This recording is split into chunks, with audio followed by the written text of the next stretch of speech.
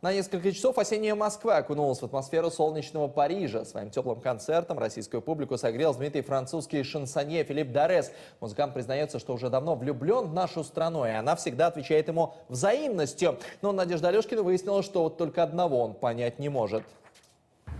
Это стук влюбленного сердца. Вот так стучит его сердце, влюбленное в Россию, ее культуру и литературу, полушепотом или пылко, вкрадчиво или игриво, но всегда искренне серенады Филиппа Дореса. И если шансон – это по-французски песня, то в его случае всегда о любви. Он влюбился в Россию впервые, как приехал в Москву. Об этом писал и пел, но никогда так громко не признавался. На сцене ничего лишнего. Гитары, аккордеон и изысканные ударные, как и все французское. 2 недели каникул в Москве, интервью и прогулки, любимые улицы, Петровка, Пушкинская, Красная площадь. Он уже сам может провести экскурсию. Париж – город любви, а Москва – город...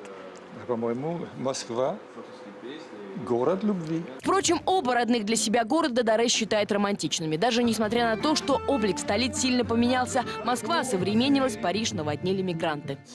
Это не тот Париж, который я знал, когда был молодым. Что касается Москвы, когда я приезжал впервые, был Советский Союз. Все было закрыто, и люди тоже были закрытыми. Но самое главное, осталась славянская душа. Покрыто все издалека, не видно, Песню «Славянская душа» он написал о ней, своей Елене, ведь она до сих пор помогает ему с переводом. Елена была представлена шансонье на первых гастролях еще в Советском Союзе, сотрудница госконцерта. Он гитарист, с тех пор не расстаются. Но мне это было ужасно приятно. Это еще была модная песня Натали, Жильбер Беко. И у нас та же самая история. Теперь у них музыкальная семья и 2 разные страны, хотя у Доресов считают наоборот. Их сын Алексис, по-нашему Алексей, барабанщик ансамбля, называет себя больше русским, чем французом. Вне работы играет рок, да и в общем решил идти по своему пути. Жениться, во-первых, я не хочу. Вот. Да, русские девушки, они очень ухаживают за себя, много спортом занимаются, красиво одеваются. Говоря о русском, в этой семье испытывают сложности только с нашим шансоном. Филипп Дорес его никогда не слышал. Мне кажется, русский шансон – это что-то такое.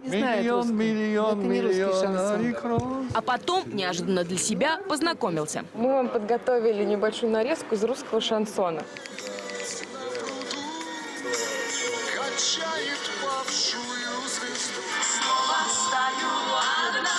Это совершенно разные вещи с французским шансоном. Нет, это ничего общего с французским шансоном не имеет.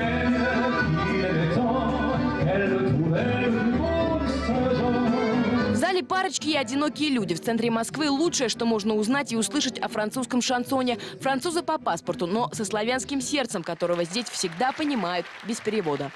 Надежда Алешкина, Валерия Миланская, РЕН-ТВ.